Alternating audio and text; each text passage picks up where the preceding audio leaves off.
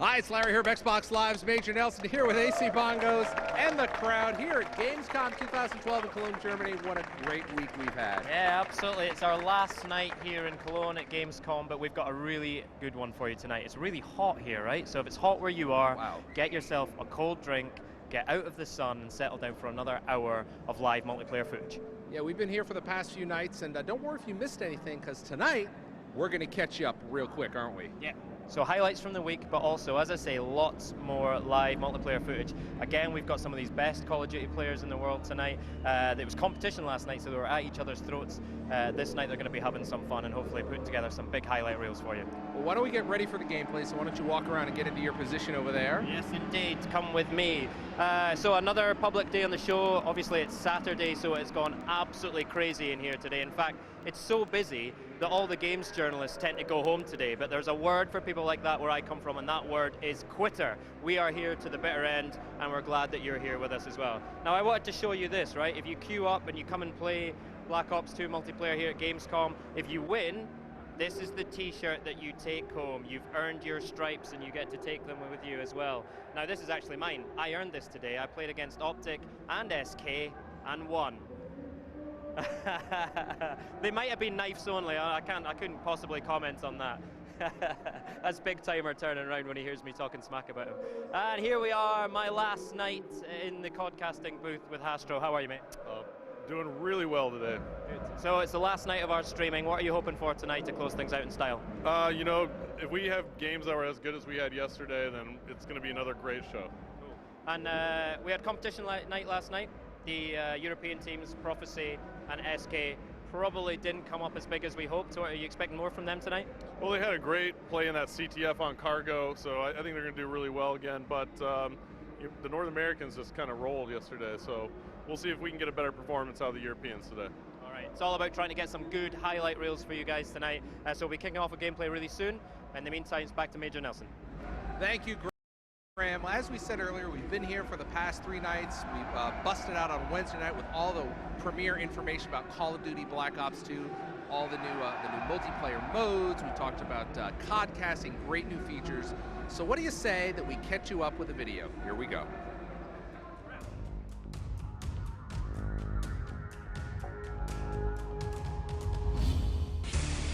It was amazing. I'm still shaking. Loved every second. It was really good. We'll go back and play again. Awesome, awesome, awesome. It's amazing. Absolutely amazing. Die Grafik fand ich sehr gut.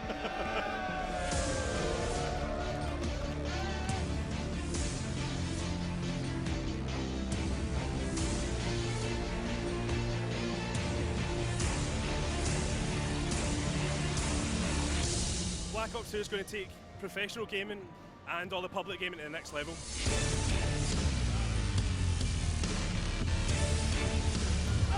Oh man, it's incredible. Call of Duty is one of my favorite titles.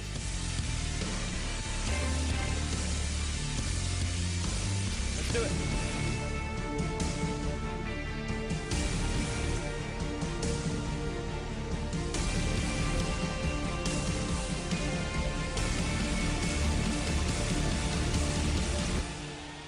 Gaming up to now it's a sport.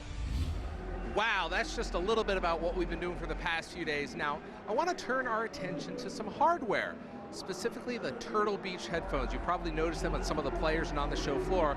Well, Turtle Beach has teamed up with Treyarch for an exclusive line of headsets. Let's take a look. I'm here with Jeff Burchett from Turtle Beach. Now, in order to really enjoy Call of Duty Black Ops 2, you have to have a great audio setup. And Jeff, you're with Turtle Beach. You guys have something really exciting to announce. Tell me about it. We do. We have a line of 5 exclusive headsets specifically made for Call of Duty Black Ops 2. We've been developing those in conjunction with Activision and Treyarch, and we're really excited to bring those to the market just in advance of the game launching. Now, you've got 5, so walk us through what the 5 are, because, you know, when someone walks into the store and goes, I don't know which one I want, how do you do this? What do you do? Well, ideally, you'd buy all of them. Sure, okay. There's that. There's that. So the line starts out with a series of earbuds. They're great in-ears. They've got a nice braided cable. They're designed for use on something like a Vita or a 3DS, your mobile phone, tablets. The next step up is the Kilo, which is our wired stereo model. And one of the things that's really cool about this whole line is that they all feature some super premium features. And it starts with the entry level at the kilo. So you've got a braided cable, you've got protein leather and memory foam ear cushions, really nice stuff there. Protein leather? It's cruelty-free, animal-free leather. It's really nice. There you go. So the kilo is a wired stereo model. The next step up from that is our X-Ray headset.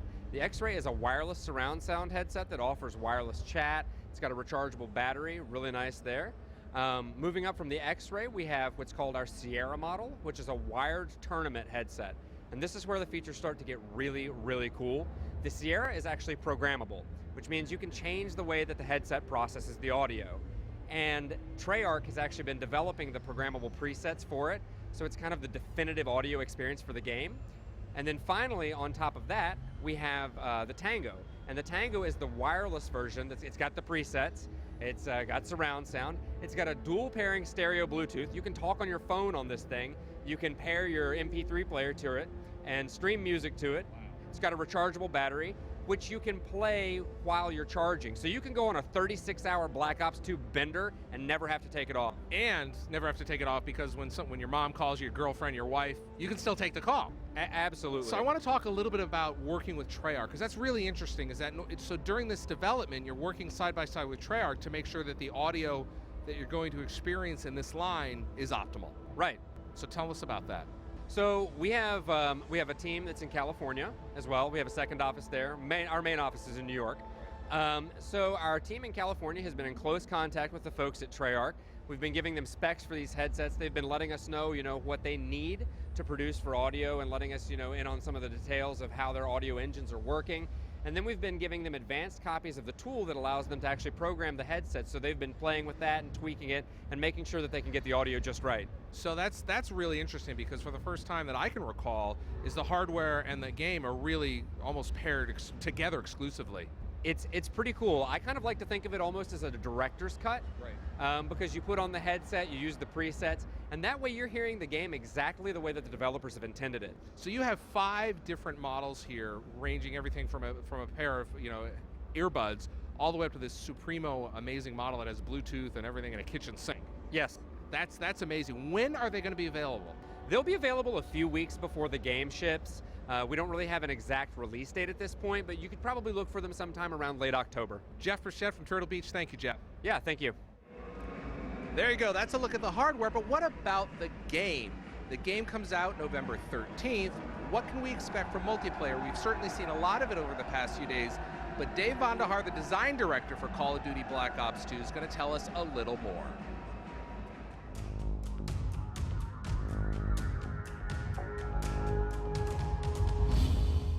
David, what's new in Black Ops 2 and how does it differ from previous games? Larry, when we started development of Call of Duty Black Ops 2 multiplayer, we really wanted to challenge all of the fundamental assumptions about all of our core gameplay systems.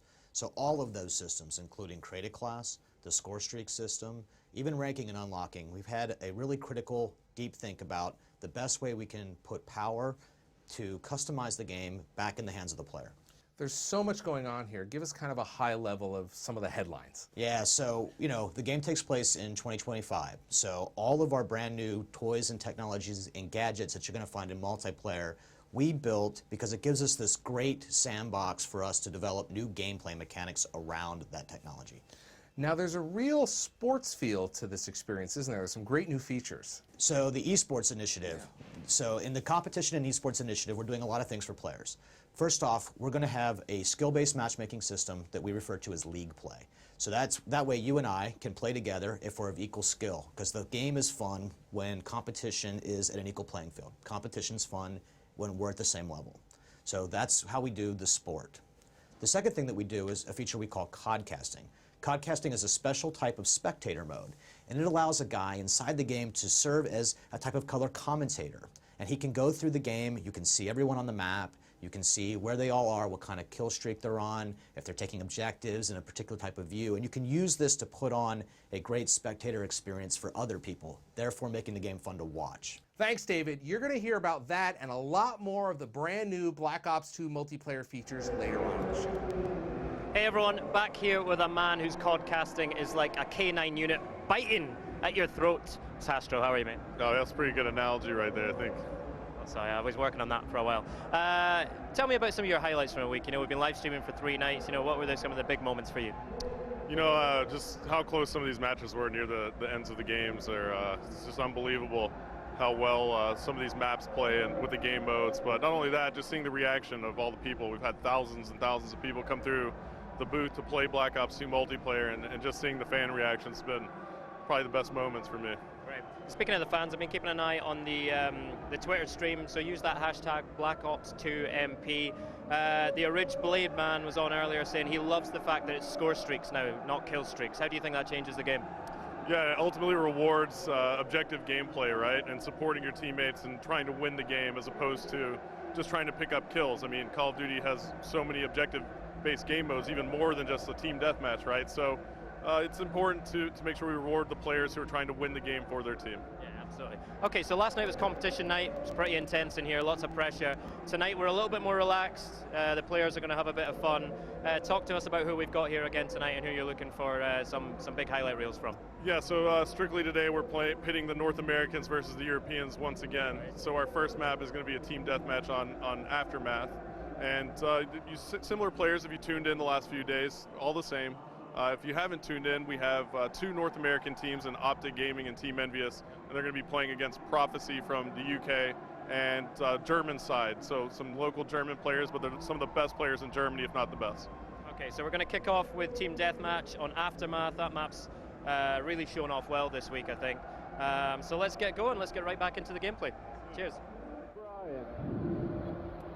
All right, folks, we're about to kick this one off. It's going to be a team deathmatch here on Aftermath. First game of the day for our pro players coming back in here in Cologne, Germany. It's beautiful. It's our last day in Cologne, and I'm actually really bummed that I have to leave tomorrow, but as we jump into the game, we're on board with Twiz, and he has the M8A1. Oh, no, gets a weapon swap before the countdown ends. And it looks like Twiz is going to be packing the MSMC submachine gun, so we're on board with the North American side. As we take a look here at the breakout, we see Twiz along with 3 other teammates pushing the very center of the map. You got a couple other teammates breaking out. Looks like the North Americans are going to be able to pin in 3 of the Europeans here. And it looks like they are bunched up a little bit more as we're still on board with Twiz. Twiz drawing first blood right there on Shane in the game. However, the Europeans pick up 2 more kills. And now 5 minutes and 30 seconds left. And Twiz is getting shot from behind and turns, fires some nice shots right there. He's staying alive. And it looks like Twiz is going to get taken out by Raiden. Raiden, a German player for Apex. And now he's going to be coming back around off spawn. And Twiz gets taken out again by Nice. Let's take a look here at the picture-in-picture. We see that Nice is on a 3-kill streak for the European side. We'll swap over to him as he has the M8A1. He has 2 attachments on that as well. He's got the reflex sight attachment, the classic red dot reflex sight there. And he also has the laser sight attachment, which has become a very popular choice of our professional players here in Cologne, Germany. So Nice now with his teammates trying to scope out what's going on. We'll take a look here at the overhead map, and it looks like he is going to run into a player right here. And there he is, Nice with the nice hip fire kill. It was Twiz who he just picked off, and it looks like he's going to call in a hunter-killer drone score streak. So that hunter-killer drone is out in the sky. It's going to be searching out any players here on our map, and it looks like it unsuccessfully hit a wall or hit some rubble, so it doesn't look like it's going to pick up a kill just yet. And it actually detonated, so no more from that hunter-killer drone as Karma turns the corner, and now you see Nice turn and took some nice shots right there.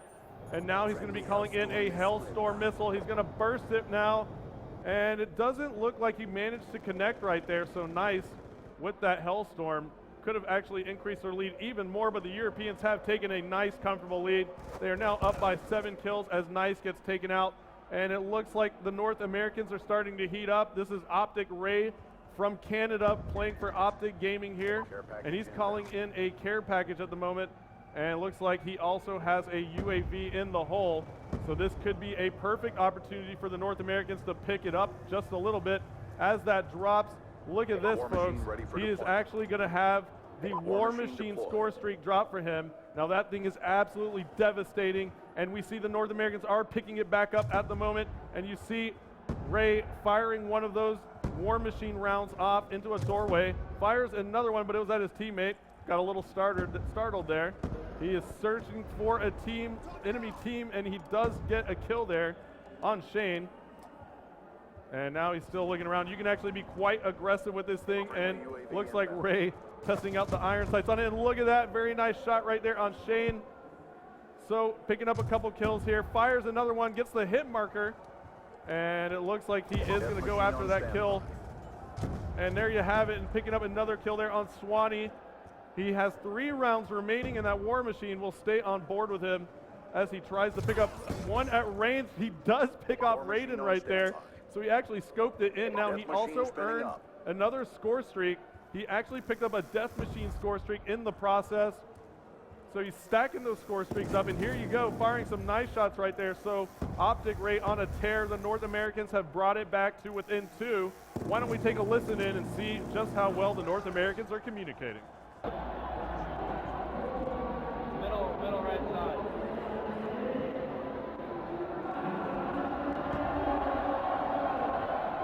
Two of them, one shot, man.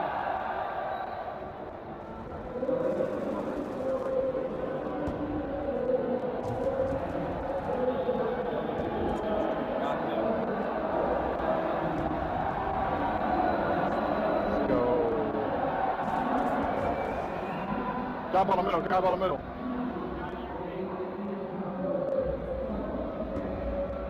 One by one, one by one.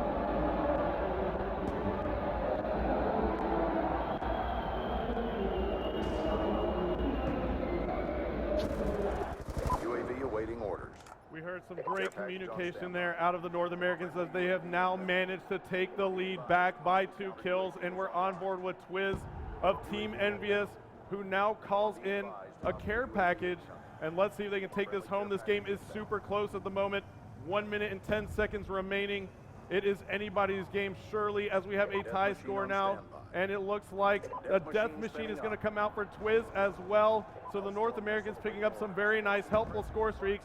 Twiz also has a Hellstorm missile ready to roll as the North Americans increase their lead in the feed, taking up 4 more kills right there. Twiz picking up a kill with that Death Machine there on Swanee, and now firing some beautiful shots right there with the Death Machine, putting that center screen right on board, and now he's calling in that Hellstorm. Go ahead and call it in now, and you have plenty of players bunched up there for the Europeans. He does manage to take out Nice and Gunshi. 30 seconds remaining now as we take a look. Twiz pulling that out once more, and we'll hop on board now with Merc of Optic Gaming as they try to close this one out, up by 6 kills. This has been very close, but the North Americans starting to run away with 15 seconds left to go. Can the Europeans pick up the kills they need? It looks like Merc fired some nice shots right there with the M8A1 and picks up another, and so the North Americans are starting to run away. With 5 seconds left to go, it looks like they're going to take match number 1 here from Cologne, Germany today, 70-63. And let's take a look at your final kill cam.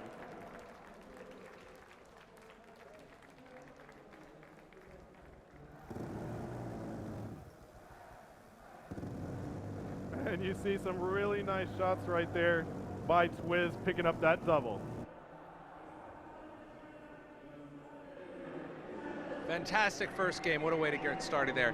Now, what you saw there, in addition to fantastic gameplay, was a brand new feature called codcasting. Now, these are tools that every Call of Duty Black Ops 2 player will have access to when the game ships November 13th.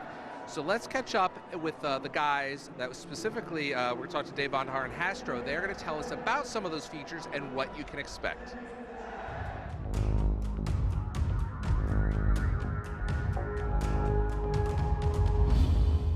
David, that was amazing. What did we just see? That was the world premiere of the codcasting feature in Call of Duty Black Ops 2 multiplayer, and that was Cargo in Team Deathmatch.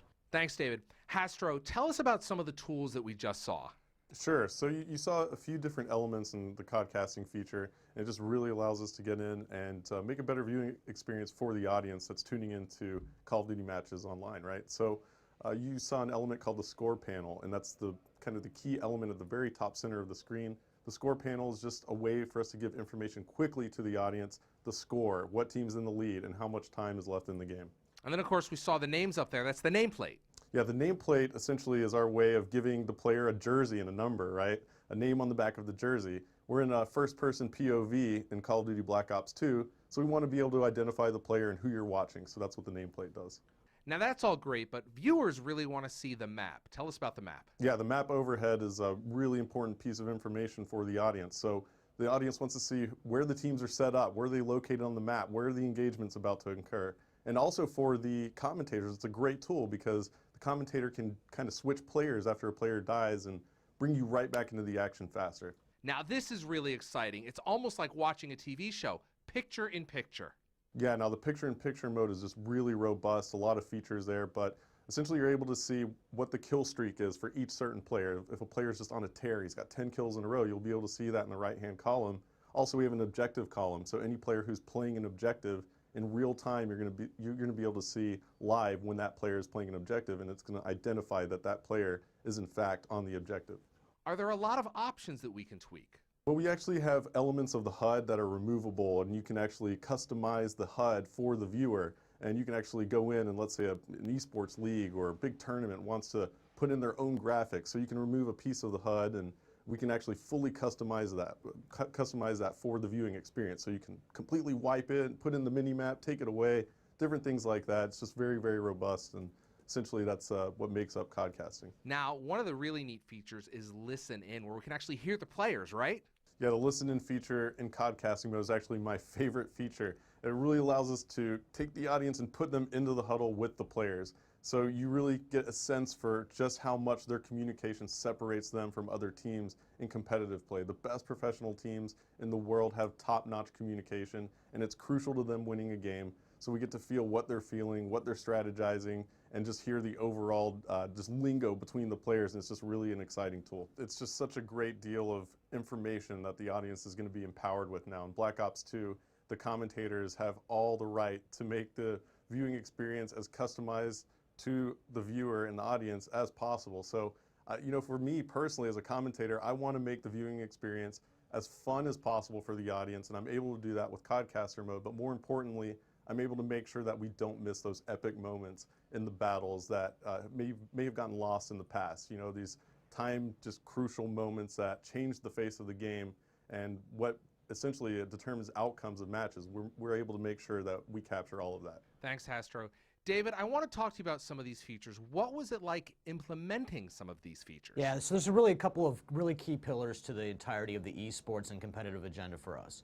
Black Ops 2 has a league play feature. This is a sport. It's how you make Call of Duty multiplayer a sport, and we actually use skill-based matchmaking to put players in the right brackets. Competition is fun at any level, pro players and average players alike.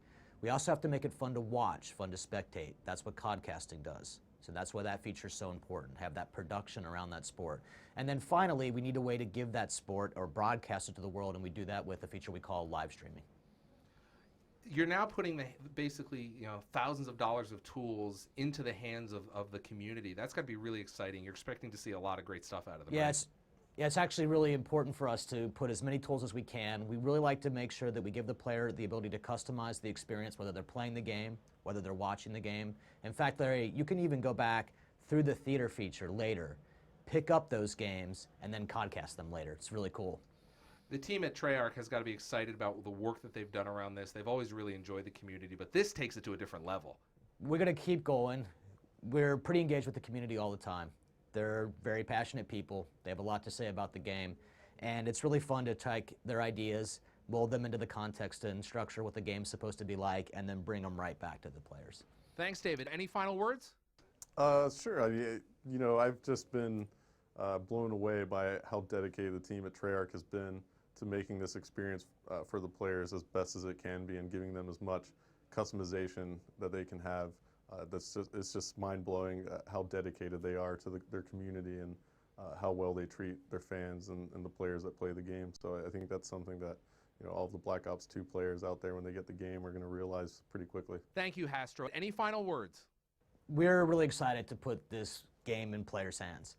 And when you get there and you get your hands on it, I want you to tell us what you're thinking about it, how it's working for you. Feed right back to us so we can continue to make and improve our games for you. Hey everyone, welcome back to the pit here with Hastro. The score streak's making a big difference in that last game, and the machine's coming out to play, right? Yeah, we saw the War Machine and a couple Death Machines come out, and the North Americans were down until those came out, and it was just all she wrote for the Europeans. That's right. Right, the Europeans are raging against the machine, but rage isn't enough. Although it's interesting to see that Quantum from the German team is actually the highest scoring player in that last round as well. So the Europeans are close, they do have it, and there's still plenty of chance for them tonight. I've been looking at the stream, that's hashtag Black Ops 2 MP. OMG Squirrel saying that they're really going to love that COD casting feature. Now just tell us a little bit about how much easier this makes COD casting from what you've experienced in the past.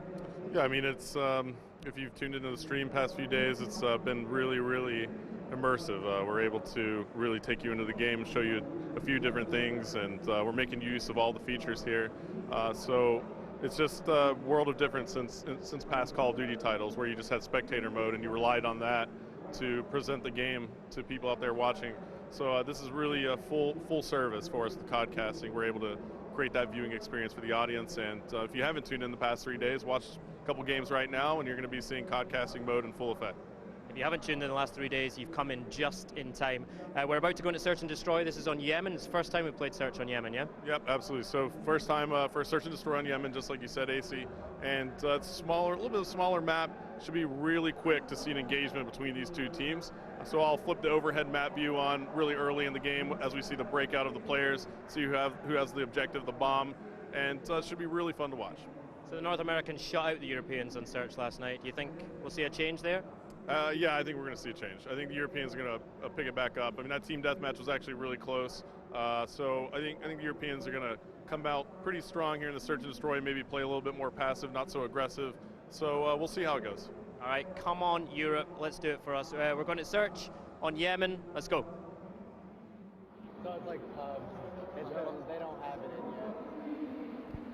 yet. Yeah. Time for a little SMB. All right, ladies and gentlemen, we're going to jump on board here to Yamen.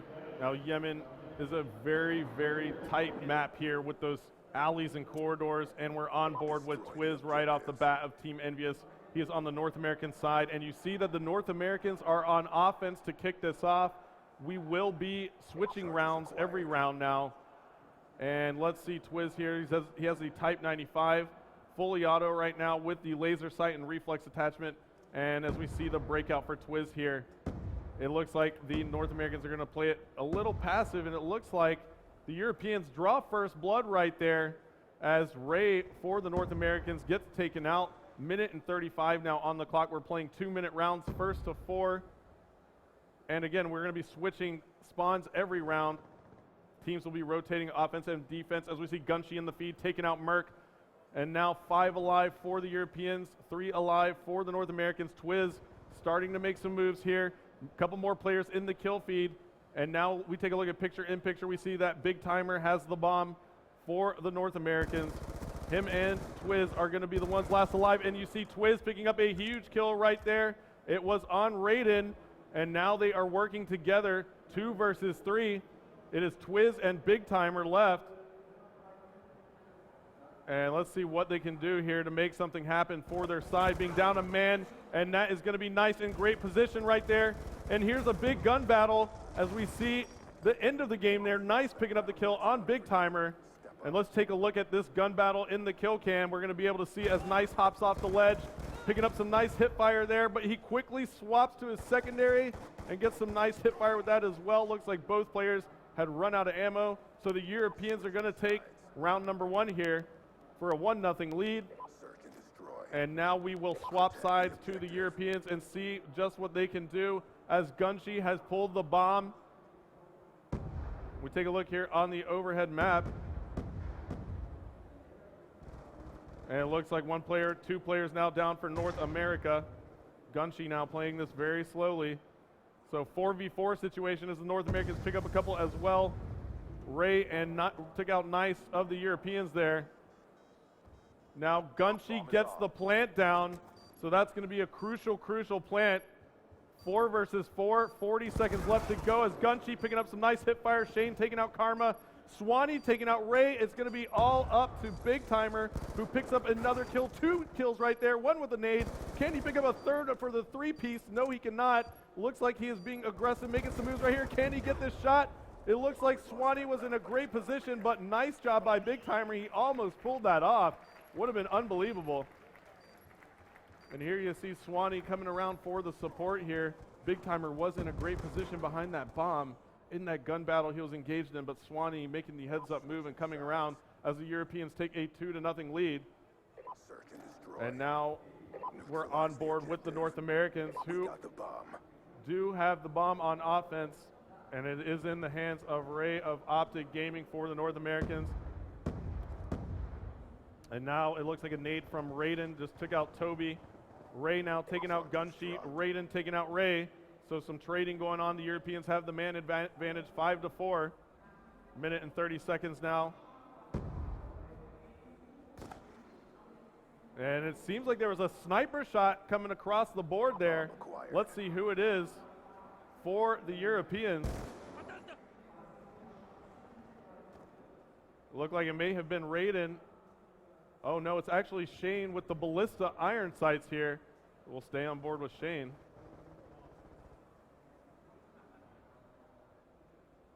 And Shane taking a quick scope right there with that ballista and then try to get another. And he decides better. And it looks like Shane was pushed right there by Merc. So now the North Americans with the man advantage. And we're on board with Quantum now.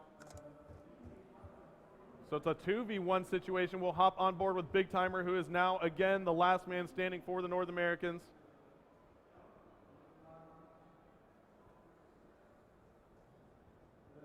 Now Big Timer on the prowl, turns around. Can he get that turn on? He does not. And look at this, what a move by Big Timer right there to take out Nice, but he gets shocked right there at the moment. So now a 1v1 situation, 15 seconds left to go. But there you have it. Quantum takes out Big Timer from behind as the Europeans take a 3-0 lead. Let's take a look here on the round. Quantum came out hunting for Big Timer and located him pretty quickly, but Big Timer made a great play a second ago. However, the North Americans are going to have to pick it up here as the Europeans are just running away with it. A very similar scenario to what we saw in Search and Destroy yesterday on Aftermath. However, that one went into favor of the North Americans 4-0, and now the Europeans coming back for a little revenge. And now we'll hop on board with the Europeans once more as Gunshi does have the bomb.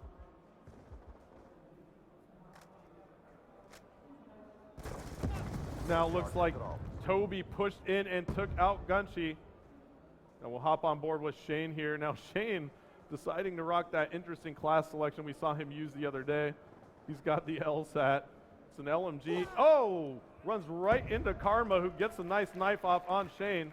And now we're on board with Swanee with the M8A1 reflex sight attachment on that. This is a 5 versus 4 in favor of the North Americans, who are just trying to hang on at this moment. But we see Shane Swanee even a nice positioning right here. He got some hit markers, just couldn't finish off that kill. As we take a look at the overhead map view, we see Swanee making some moves here. And there he spots a player up top. Oh, almost got taken out right there. Very nice heads up play by Swanee. Knew another North American player was gonna decide to rush him right there. Merc making a heads up play, but Swanee was well aware. And now you see Swanee putting some nice shots in again, but Twiz takes him out. And now we see Quantum here working with his teammates. 30 seconds left. Twiz hopping out at a very bad time. Raiden and Quantum picking up kills there in the feed. Now Nice.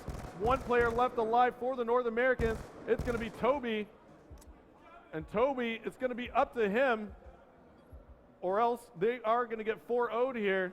And there you have it. Nice.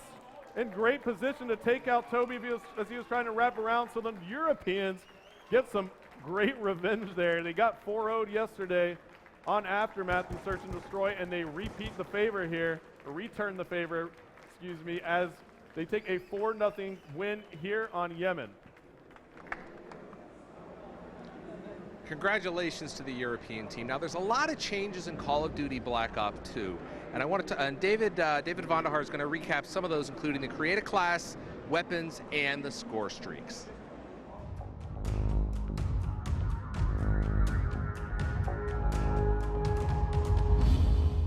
If you're just tuning in, you're seeing a lot of new features that likely require a bit of explanation. So let me give you the quick recap. With the new creative class in Black Ops 2 multiplayer, we're putting the power back into the hands of a player to customize for his play experience. We give you 10 points, and you can use those points to allocate in any way in which you will be successful in the field. In fact, you don't even have to take content from a particular category of content if you don't want to. You can forgo a particular weapon, maybe your secondary, and then use that point somewhere else. For example, an extra perk. And with the wild cards, you can bend and extend and break the rules for even greater customization and flexibility. Let me tell you about score streaks. Score streaks replace kill streaks. And here's how this works. Anything you do in the game that earns you score is helping you earn your rewards. Every score streak has its score requirement. Therefore, there's no strict mutual exclusivity. In fact, you can earn 2 rewards in a single scoring event. Using score allows us to reward players for playing the objective and helping their team win. Now, you don't even have to be a Slayer, a guy with a high KD ratio. But it doesn't hurt either because getting kills also earns you score. Weapons and attachments have changed in a pretty significant way in Black Ops 2. We're using the 2025 time period as inspiration for all sorts of new gadgets and technologies that we can put back in the hands of a player. And the attachments are particularly interesting because this is the only way you're going to be able to modify the behavior of a weapon. For example, the laser sight actually is visualized on the gun, so you can see when someone is doing work to you at close range, firing from the hip. The MMS is a really good example of an attachment where you actually send a pulse wave through the world and can detect people. It's a rusher's tool. You will see them when they're stationary and through smoke. You can use that in a standoff battle and take that guy down. So that's a very brief overview of our core gameplay systems. And we're really excited that the guys on the show floor get to experience this right now, and the rest of you will get to experience it on November 13th. Europe, that one is for you. We went from a clean sweep for the North Americans last night to a clean sweep for Europe tonight. What's going on there? Well, you know, they bounced back and they sought out some revenge. I think they played that beautifully. The way they just controlled the map there worked out in their favor, obviously. It's 4-0. Looked like the North Americans had chosen their game plan. They had picked their spots. They played quite defensively. Didn't pay off. No, the Europeans just had a really, really good strategy right there. They worked together as a team. You saw them moving around the map in squads. You know, they split up together. So I think it worked out in their favor. You saw the North Americans deciding to kind of push as a whole entire unit and allowed the Europeans to kind of get a squad of 3 around on the backside of the North Americans in a couple instances. That's it, and good to see Quantum, one of our German players. He's been quite quiet this week. He's coming up big tonight, though. He had that big final kill in round 3, and he's top scoring player in the round again. Yeah, well, you have Quantum, and looks like you had Nice actually go big that round as well. So, yeah, I mean, you had some players show up for the Europeans that game. Good stuff. Okay, so we're moving on to Hardpoint. Now, this is going to be our last game mode for the week. It's good to finish on a new game mode. What's some of the highlights we've seen from Hardpoint this week?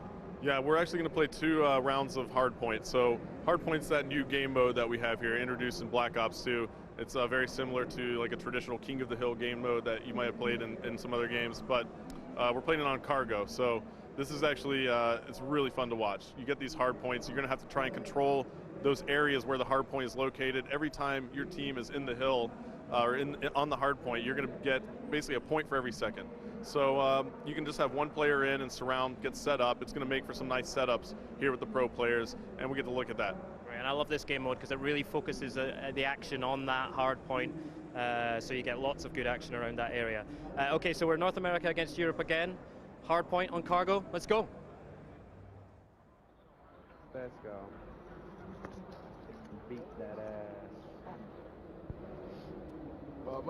So here we go, cargo hardpoint, and I'm going to try and keep up with you all, but you know what? This is so fast-paced. Let's put my codcasting skills to the test. It's going to be so tough, and you'll see it immediately. We're going to take an overhead map view as we see the breakout, and there you go. Look how close these teams are to each other right off the spawn. Great map, and there it is right in the office building, and look at that push from the North Americans, and there you have it. They set themselves up for it. Nice, throwing a frag over the top of the building, and now we're on board with the Europeans. It's going to be Raiden. However, the North Americans do get onto that hard point. We'll take a look at the picture-in-picture. You see that Merc and Ray are located on that hard point right now as Ray picking up a huge double kill right there. Very nice hip fire, and you hear the crowd giving a round of applause for that move. And now Ray is just bouncing around, dodging all sorts of grenades, and look at that skill out of Ray of Optic Gaming. And now we're on board with Toby for the North Americans, picking up a nice two-piece as well. 2 big kills right there. The North Americans were able to push their whole team into this hardpoint. And it looks like Toby has secured some score streaks here. He's got a UAV, counter UAV, very nice two-piece there as well. And you see that Toby doesn't have a secondary equipped, so when he swapped over to a secondary, he had the combat knife. So he decided to go ahead and leave the secondary out of play in this particular class. And he sacrificed that for something else. And now he's gonna go ahead and toss out a hunter-killer drone. And now he's going to call in a UAV as well as Quantum comes in. Didn't even know Toby was still remaining. So Toby on a kill streak here. He has 6 in a row. You see that his teammate Ray on the picture, in picture, is on the hard point. Now Toby is going to play this safe. Calls in another hunter-killer drone here. He's going to throw that out. He's picking up UAV assist as well. And so he does have that care package coming in, and he has secured yet another. So he gets a Guardian turret there with that care package. So Toby now making moves. The action is across the map. As you see one player there getting taken out, those UAV assists racking up for him right now. He does have another care package, but he's going to decide not to call that in, but he's going to run into a flurry of European players here. Again, Toby now turning the corner. Toby is actually European himself, filling in, and look at this. Comes upon 3 players, could have had a massive play, but he decided to hip fire. It just didn't work out for him, and he's going to call in this Guardian turret. He's going to think otherwise of positioning here. And it looks like he's going to put it here on this staircase, and look at that positioning. That is going to be a very, very good position for that Guardian turret. No Europeans are coming up that back staircase. I guarantee you that. And look at this. He's just going to wait here and lock down this position. He does have that other care package, so we're still on board with Toby with the MSMC at the moment. And it looks like the hard point has been contested. However, 2 more teammates for Toby have secured that, and it looks like the North Americans are just doing an amazing job right now as they have the lead 97-29. However, the Europeans do manage to get onto that hard point via the opposite side of where Toby put his Guardian turret, and he's trying to call in that care package. And right now you see care packages abound dropping for the North Americans, so it looks like they are all using the care package score streak. And there's a UAV that comes in, and now Toby making moves. He's going to go down, and let's jump on board with Raiden for the Europeans, who is now on a 4-kill streak. And Shane going massive with a lightning strike, picking up a quad feed right there. Let's jump on board with Shane. He picked up that huge quad, and that allowed the Europeans to secure the office here. And let's see what Shane can do, but Shane gets picked off from behind as one of the North Americans climbed through the window.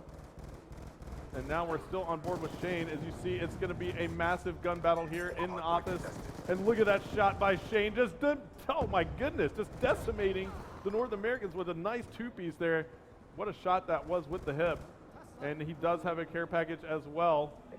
Let's take a look here. Looks like all of the North Americans are on the objective here, extending their lead now. 2 minutes remaining. Why don't we take a listen in and hear just what they're saying. Middle map, middle map. Yeah, middle map. Hardpoint identified.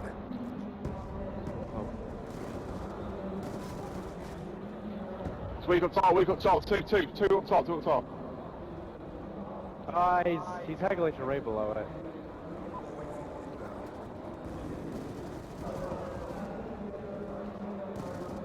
I got naded. Behind us.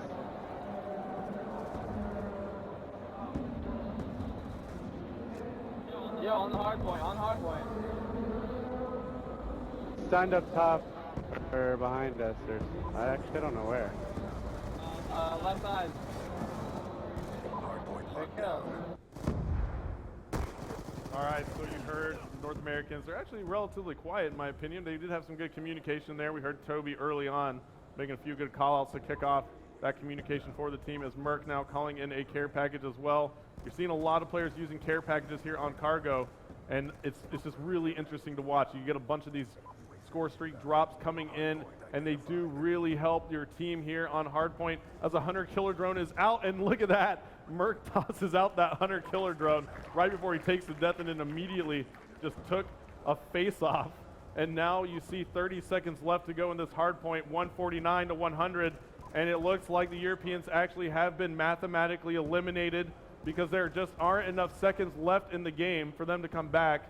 But we see that they are trying to actually jump on that objective and keep the score as close as possible. Hats off to these European players right now. 13 seconds left to go. Looks like Gunshi here is still looking for blood, and he spots it in Merc, takes out Merc, 5 seconds left, and the North American side is going to take this hard point. And let's see your final score, 149 to 127. And let's take a look at the final kill cam. Oh, look at Optic Gaming with a little bit of a celebration. And look at Optic Ray with 2 lethal grenades flying everywhere on the kill cam, and Ray getting your final kill. And we'll have one more hard point coming up for you. All right, there we go. Is that our first quad feed this week?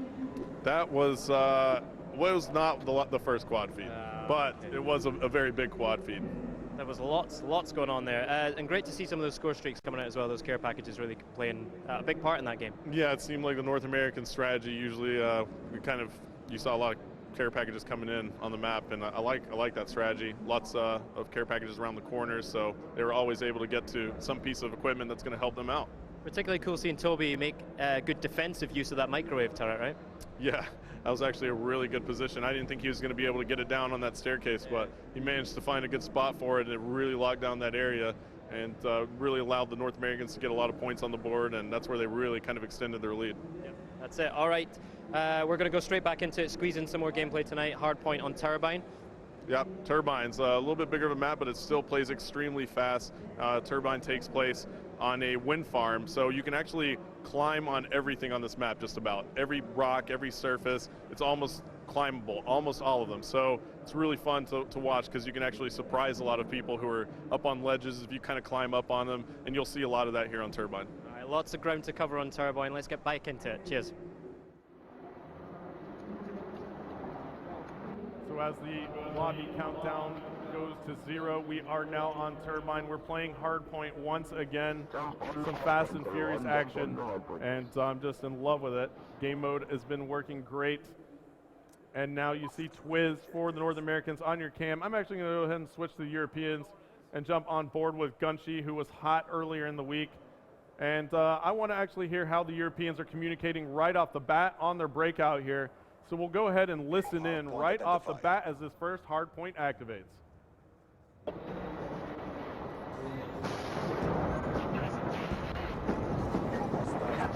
There's only 2 of us in there, man. Get in the hard point. Get in there. On top there. Right.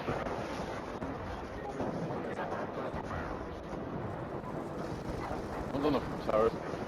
Dive. Right, one on the hard point. One guy coming in the mid. Have a guy bottom mid? Yeah, bottom, yeah. Shot on the back from bottom mid. Behind me. One shot bottom mid, by the rock. 2 behind us. He's in the last 20. Okay, man, hold this, get in, he's in now.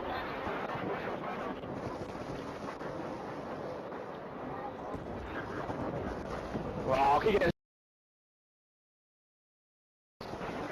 Well, one more you can identified. So the Europeans there communicating effectively, and they actually take a huge substantial lead. They've done a lot right there, as we saw Nice. Nice was doing all sorts of work there on that objective, and he picked up a couple crucial kills that allowed him to get quite a few more points on the board for the Europeans. And now we're on board with Quantum, as you see in the lower left part of your screen on the nameplate. And now Quantum is going to go ahead and throw a grenade here on the bridge.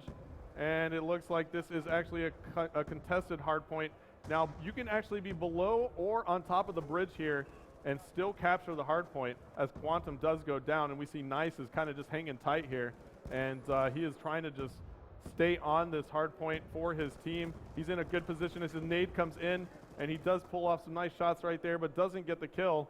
As we see a Nice spawning back in, it looks like the North Americans now have control of that objective. We'll jump on board with Ray, who's on a 3-kill streak here, and Ray actually goes down. We'll swap again to Toby, who's on the objective. He gets taken out. Now we'll jump on board with Karma. Karma now getting a care package coming in. He's actually going to get a death machine here, and it looks like he's going to go ahead and pull out the combat knife. The combat knife actually does allow you to run faster. Oh, actually, that's not a death machine. That is actually a turret. So that turret is going to do some work. He's throwing out a shock charge as well, double shock charge over there in that corner, picking up the hit markers with that shock charge, getting a UAV assist as well, and a shock assist. Got 3 UAV assists and a shock assist, and basically a quad assist feed, if you want to say that. And so this turret doing some work. And look at Karma just doing all sorts of damage to the Europeans, as the North Americans have now taken the lead by 20 points. And Karma has managed to stay alive on that objective for so long. And nades abound, come in and take Karma out. It was Raiden's frag who managed to take him out. And now Ray takes Karma's spot on the objective. So the North Americans doing a great job of rotating the objective play. And let's see if another jumps on it. Doesn't look like anybody has. We'll jump back on board with the Europeans. We're in the eyes of Swanee now. Swanee with the Type 25 trying to aggressively get over to this new hard point. Looks like the Europeans do manage to get it. Swanee now with some nice hip fire there for the kill on Big Timer, and spots another, and another with the 3-piece. Can he make it 4? No, he cannot, but a nice play there by Swanee to secure this choke point for his squad, pulling some shots there off his spawn. And now 72-58, the Europeans coming back in this game. As we take a look here on the map, it's a fierce battle for this control of the turret building. And Swanee with a great job right there as well, picking up another 2-piece and throwing a Semtex there. Swanee coming up massive for his team right now. 1 minute and 59 seconds left to go. The Europeans have now taken the lead, 76-75. And there you see Swanee picking up some nice shots again with that Type 25. Coming back around, he's just controlling this room. Great job by Swanee, picking up another kill there. Is another player going to breach? The hard point has now finished off in this room. And now the North Americans have been on that next hard point, so they actually take the lead back. And now we take a look at the picture-in-picture. Merc is on the objective with Ray for the North Americans. The Europeans really have to get there and get control back quickly. They did do a great job in that top turret building, but now this hard point is here down in the pipe, and it looks like Merc's going to get taken out. So a 20-point lead for the North Americans. There are about 70 points available on the clock right now. The Europeans have gotten control again, but both 2 players, Shane and Nice, get naded off by Ray, who made a huge play. We're on board with Gunshi now, picking off Twiz, and the North Americans are in control. So this is desperation time for the Europeans. They're going to have to get this, as it looks like Toby takes out Swanee and Gunshi, and that is not good. And we have to see some action out of the Europeans right now. North Americans doing a great job picking up the kills and controlling the moments around this objective. But look at this. We just saw 5 Europeans jump on the objective, and they're going to have to take out the 1 North American who's on it, and they do manage to do that. They do actually have enough time, it looks like. They have to control it. They have to control this objective the entire time if they want to come back. And now you see it is contested, and there is enough time for the Europeans. This is going to be an extremely close game here, folks. They have to find that North American who is on it. It looks like they're going to have to get him off right now, and I think the North Americans just won it. This is going to be so close at the end. Actually, can we see a draw here? What is going on? 2 points for the North Americans as they win this one. Great job by both teams there. So close. As we see Twiz on the final kill cam. So the North Americans take that last one by 2 points. Great sportsmanship by our teams here. And that's going to call it, folks. You see on the scoreboard, Karma going huge with a very positive kill-death ratio for the North Americans at 23-11. That was probably the difference maker. More 2 pieces and 3 pieces than a fried chicken restaurant. I'm starting to feel quite hungry up in here. Some amazing action in there. Yeah, absolutely. That was a really good game. I didn't know who was going to win there at the end. There was just enough time on the board for the Europeans to come back. But you saw the North Americans were blocking that hard point by contesting it at the very end, and they did it just in time. It was a 2-second difference. And we've got time, I think, for one more game. We're going to squeeze it in right at the end here. That's great news. So we're going to go into hard point on Aftermath. Okay. Let's go on with it, yeah? Yeah. So looks like we had just enough time here, folks, to bring another game to you. So here we go. It's going to be a hard point on Aftermath. So absolutely fantastic that we get to bring you another game. We were supposed to be out of time, but looks like, hey, power to the players. We're going to give you one more. So now we're on board with North America off the bat. you know what, I want to actually spectate Big Timer to kick things off. He has the MP7, and the MP7 with extended clips, it looks like, because he has 54 rounds there. And he's going to go ahead and toss out a shock charge right off the bat to control that middle choke point. He's going to try and hip fire with that laser sight attachment. It's not that good, Big Timer. So he didn't manage to get the kill right there. And as he spawns back in, you see the hardpoint is located inside this headquarters building right now, and it looks like Big Timer does pick up a nice two-piece right there, jumping around the corner, and he makes it 3, but almost makes it 4. And now Big Timer spawning back in, he gets taken out, and let's see, this hardpoint has a lot of action on it. We'll jump on board with Quantum, who's managing to stay alive. It is contested, and now you see the Europeans managing to clear it out, and Quantum has a good sight on that choke point.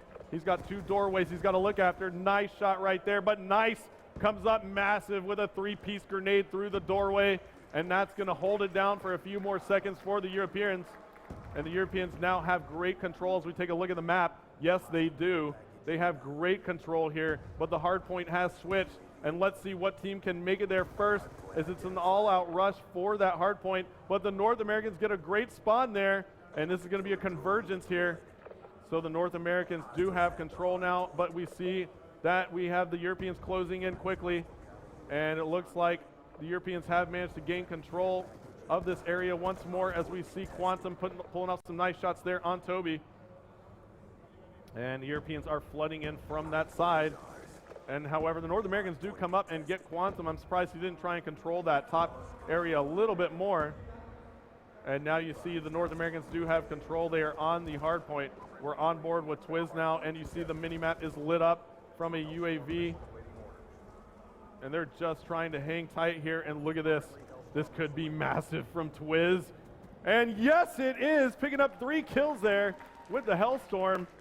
So many players for the Europeans were bunched up right there. And they do get a spawn across the map, but you know what? It was just in time. And we'll jump on board with the Europeans as Swanee is now on the objective. And so the Europeans are going to spawn here near the objective and get some time on the board, but the North Americans get there so quickly. North Americans have been so fast to get there, but the Europeans actually have a turret. It's a Guardian turret located right on the objective. You see that right there on Gunshy's screen. And it looks like the North Americans may have taken it out, which would have been a very smart move. Yes, they did. However, the Europeans are on this objective, and let's see what Shane can do here with the R870. It's a shotgun, a very nice choice right here.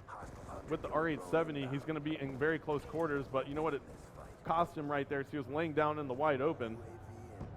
Now Shane with a care package, he's going to go ahead and call this in and see if he can help his team out. And Big Timer now on a 5-kill streak for the North Americans.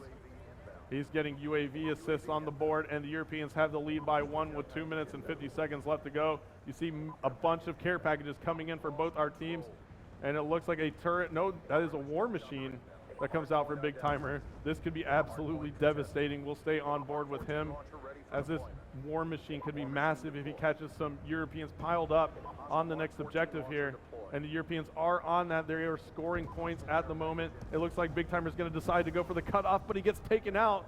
So very unfortunate there. And now Gunshy on a 4-kill streak. Let's go ahead and jump on board with him. He gets taken out. Now Twiz on the objective for the North Americans. He is racking up points with control. And now let's see what Twiz can do here to try and hold this down. Looks like the North Americans are going to rack up some points here. Oh my. Looks like the Europeans are spawning so far across the map right now. They have some work to do as Twiz is locking this down, and Twiz getting taken out right there. So now let's see what goes down as the Europeans now get control back. So this is all back and forth. Europeans trying to get control. The hardpoint has switched, and it's in a new location. Let's jump on board with the players from North America who have managed to find it. And it is indoors here. Let's see if they can get a setup before the Europeans can breach the doors, and it looks like the North Americans are set up nicely. They have 3 or 4 players around that objective. Meanwhile, their teammates are trying to hold off the Europeans, who are making a huge push here. That door is loaded with European players, and let's see if they can actually make it through. They are not managing to come through, but on the backside, there are 3 European players coming through, and they are contesting this nice and effectively. Raiden here as well for the Europeans. Now 2 players on for the European side, and I have a feeling we're going to have a very close one last minute of this game as we see a frag grenade coming in for Raiden, an assist there for Raiden as well, but the North Americans have a Guardian turret in a great position right there. 50 seconds left to go here. The Europeans have to make a move. They are down by 37 points, so if the Europeans don't get control here, it is going to be the game. And it looks like that's going to be it. 30 seconds left to go, but the North Americans have already secured the victory. We're on board with Raiden. We'll swap back over to the North American side, and we'll see just what they're talking about. Actually, we have 18 seconds. I'm not going to cut to a listen in. We'll just let Merc close it out here. 10 seconds left to go. Now Merc looking for one more player to take out. This is going to be your final kill cam. And there it is. Merc spots Raiden, and he takes out Nice instead. So the North Americans take it 149 to 101 to conclude the Black Ops stream here from Gamescom. Thank you everybody for tuning in. I really appreciate it. We'll take it to Major Nelson. There you go, the North Americans winning Hardpoint, brand new mode there on Call of Duty Black Ops 2. Now just a reminder, Call of Duty Black Ops 2 is coming November 13th. And for all your pre-order information and details on how you can get Nuketown 2025 absolutely free, go to callofduty.com/Black Ops. Let me get Graham back in here. Graham, we're wrapping it up. It's been a great 4 days, hasn't it? It's been an amazing 4 days, and what a great way to finish off tonight. Lots of 2 pieces, 3 pieces, and a couple of quad feeds as well, and lots of streaks. It's like a chicken restaurant? Is that what I heard you say earlier? Yeah, I'm hungry. Let's go and have dinner. Anyway, I want to thank everybody here in Cologne, the fantastic team at Activision, of course, at Xbox, and our production crew. What a wonderful time we've had for the past 4 days. I hope you've enjoyed it as much as we'd enjoyed bringing it to you, right, Graham? Yeah, we've had a wonderful time. Yeah, especially want to thank Hastro for podcasting all those games this week. He didn't even have any help from Vaughn tonight. So yeah, he was on his own. He's done an amazing job, and thanks to the crew, both on the booth here and behind the scenes as well. Done an amazing job to bring this to you. Thank you. There you go. Again, Black Ops coming to Call of Duty Black Ops 2 coming November 13th. You're going to be picking that up, right? I will be there on launch night in the UK. I cannot wait. Get your pre-order in. I'm Larry Herb, Xbox Live's Major Nelson. I'm Graham Boyd, Xbox Live's AC Bongos. We'll see you next time. Bye-bye, everybody. Tschüss aus Köln.